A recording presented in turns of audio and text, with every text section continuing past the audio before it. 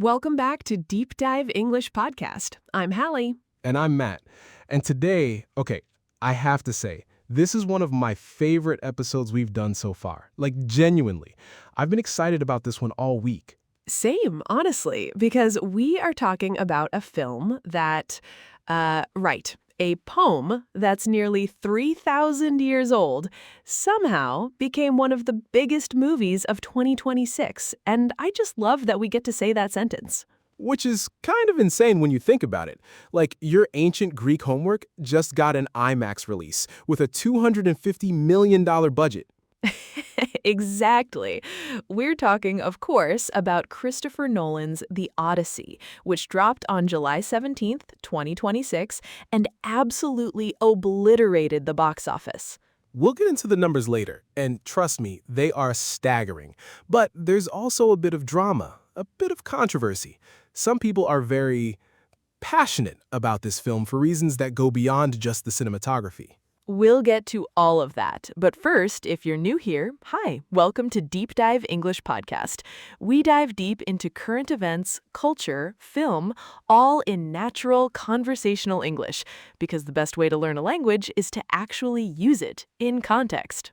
And if you've been with us for a while, thank you, truly. And today, we'd love it if you could do us a quick favor. If you're enjoying the show, please hit that like button, subscribe if you haven't already, and, here's the big one, share this episode with a friend who's learning English. The more people we reach, the more learners we can help. So send it to someone, right now. We'll wait. Done?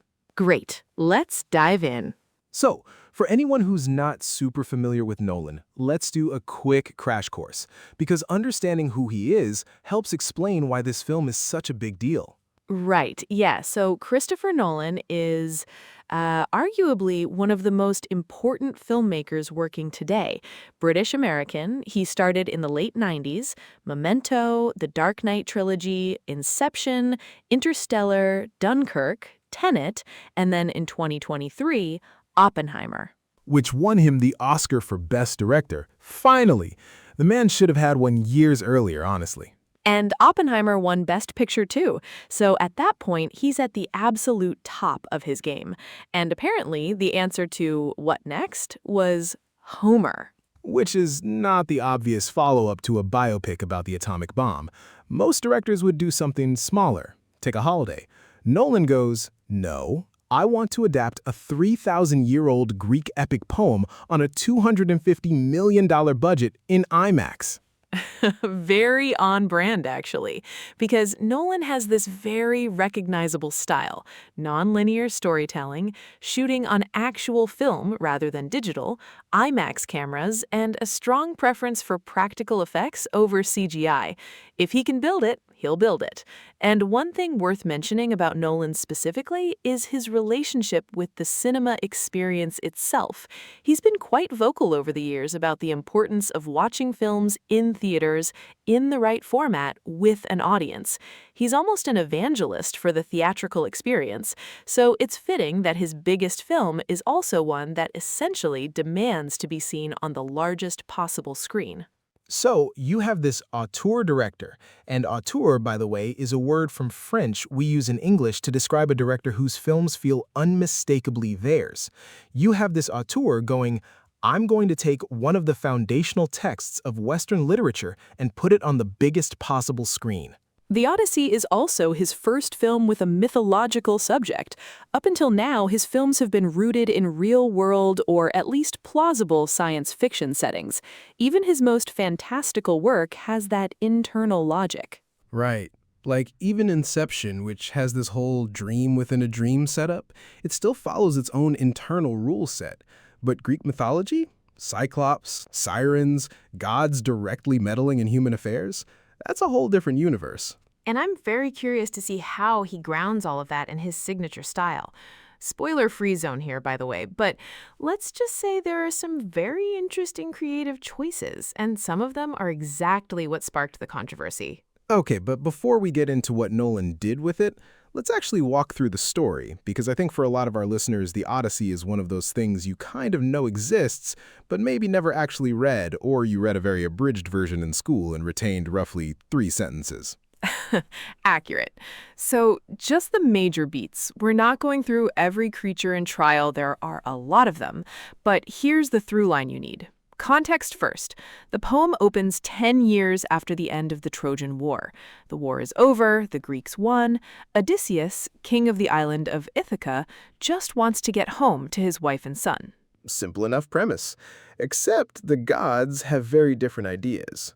Specifically, Poseidon, the god of the sea, is furious with Odysseus, which is bad news when you're trying to cross the ocean. And the source of his wrath of the gods, meaning divine anger, always extremely dangerous in Greek mythology, comes from the Cyclops episode.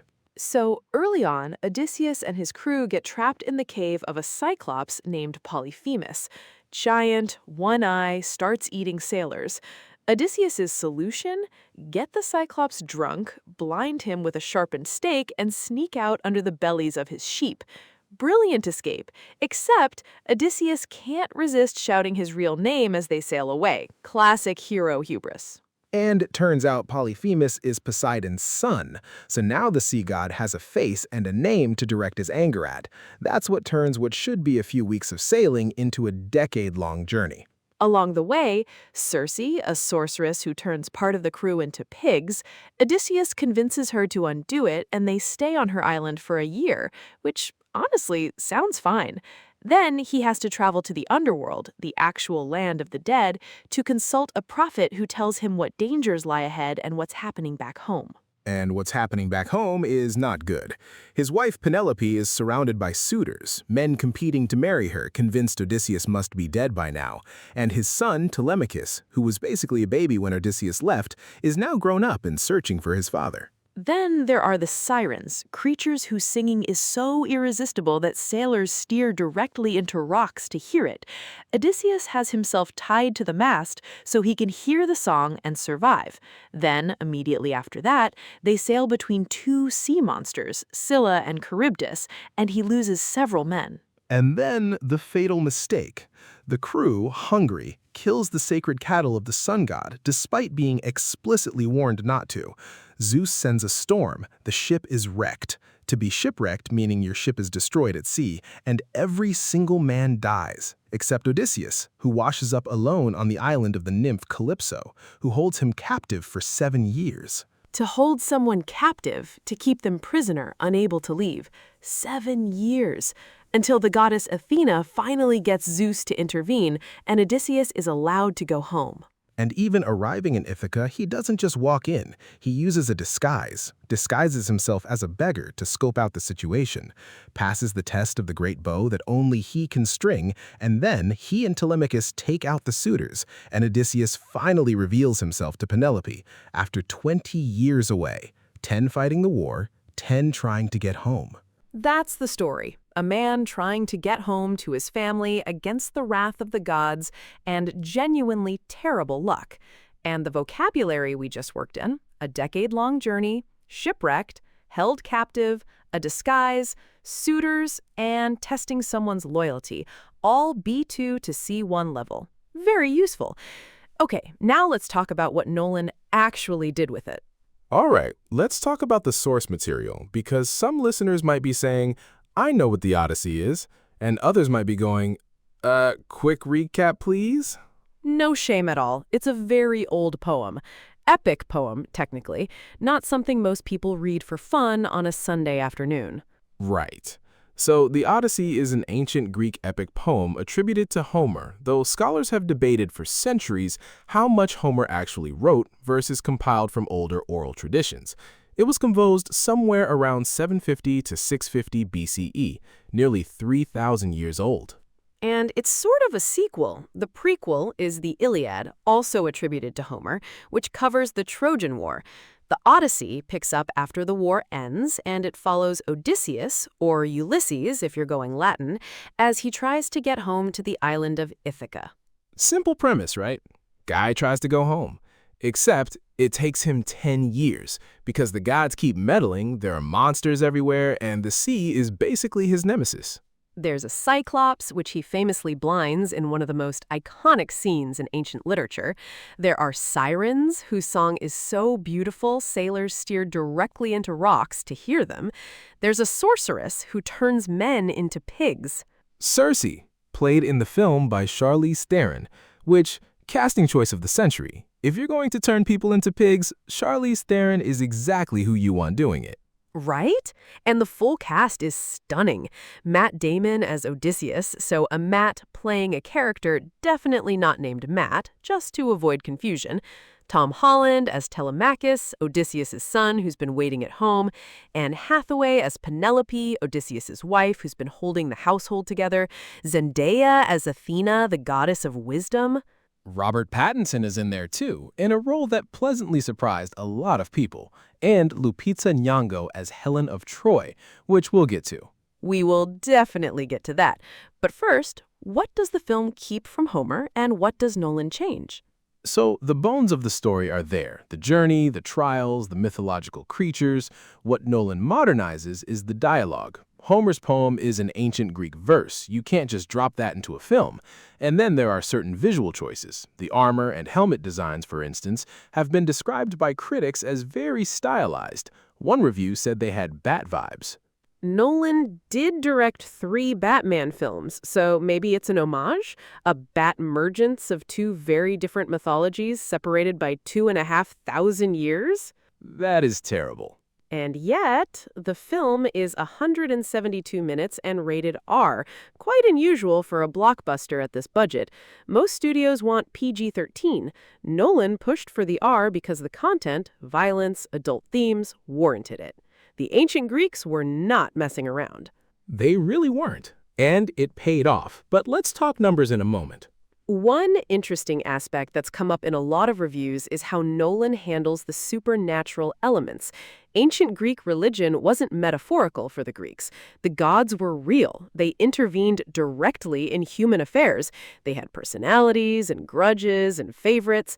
Depicting that literally on screen rather than treating it as allegory was a bold choice.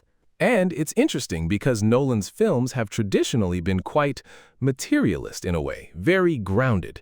Even his science fiction works through real-world physics as much as possible. So seeing him commit to literal gods on screen, divine intervention as a plot mechanic, is genuinely new territory for him as a filmmaker. Okay, the topic that's probably the most discussed around this film, at least online, the casting controversy.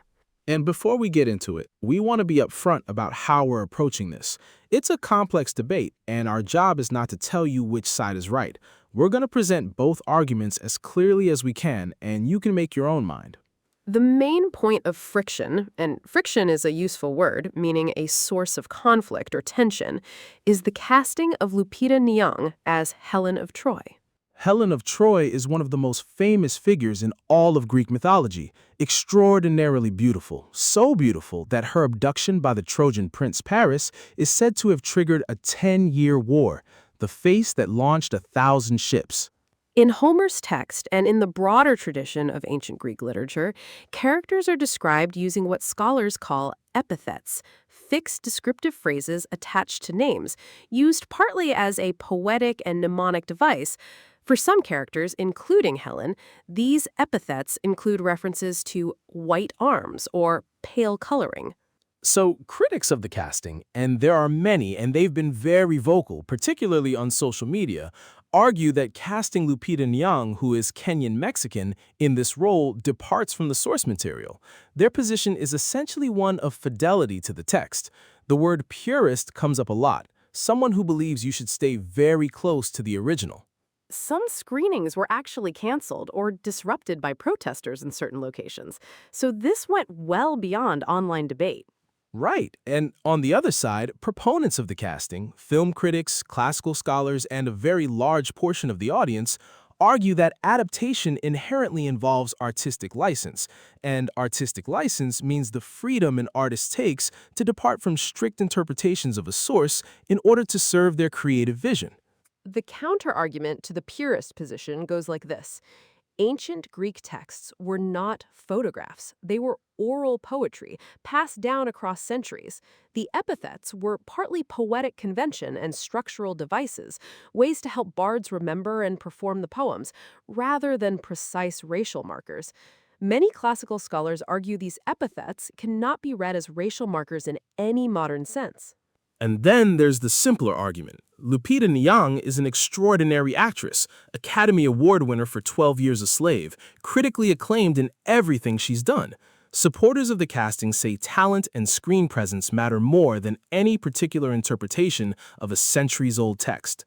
The debate also extended to other casting choices. Elliot Page is in the film, and that also generated some reaction. Broadly similar in nature, touching on questions of historical and textual authenticity. And there's the visual design controversy, too. The armor and costume choices that some critics with classical studies backgrounds felt significantly departed from what we know of ancient Greek material culture. The Batman comparison keeps appearing in reviews. Nolan addressed all of this fairly directly. He said this kind of discourse is essentially inevitable when you adapt a beloved cultural text, and drew a direct comparison to his Batman trilogy, where audiences had very strong, often very negative reactions to creative decisions before the films were released. Which is a fair point. I remember the uproar when Heath Ledger was cast as the Joker in The Dark Knight. People were convinced it was going to be terrible, and of course, he won a posthumous Oscar for it, one of the most iconic performances in comic book film history. So Nolan's position seems to be, I made the choices I believed in, and the film will speak for itself. And by at least one very significant measure, it has. The box office. Let's get into the numbers. Right, the numbers, because this is where the story gets genuinely remarkable. Opening weekend in North America, $124.5 million, the biggest opening weekend for any R-rated film in 2026.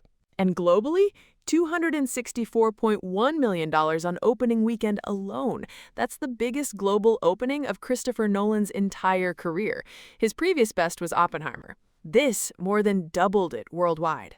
Which is staggering for a nearly 3-hour adaptation of ancient Greek literature. No franchise, no post-credit scene, no sequel hook, just a standalone artistic vision. And it opened like a cultural event. And it held beautifully in its second weekend, roughly $87 million domestically, a record for Nolan. Films usually drop sharply after their opening, sometimes 50% or more. This one didn't. In industry language, when a film holds well at the box office, we say it has legs, like it keeps running after the initial sprint. The Odyssey has remarkable legs, and the reason is almost certainly word of mouth. People saw it, loved it, and told their friends. On Rotten Tomatoes, a review aggregator site that gives a percentage score based on critic reviews, The Odyssey landed between 94 and 95%. That's Nolan's best reviewed film ever. And the audience score? Between 97 and 99%. Essentially, everyone who went loved it. Cinema Score, which surveys actual cinema goers as they walk out of the theater on opening night, gave it an A, highest tier. The people who showed up were very glad they did. And that's the crucial data point. The controversy was extremely loud online, but it did not translate into people staying home. By the 10-day mark, the film had accumulated around $640 million worldwide. On a $250 million production budget, plus marketing, which for a film this size could easily add another $100 million, it's tracking very well toward profitability. Franchise money without being a franchise. It's worth pausing on that for a second. $640 million in 10 days for a film rated R, nearly 3 hours long, based on a poem you probably studied in school.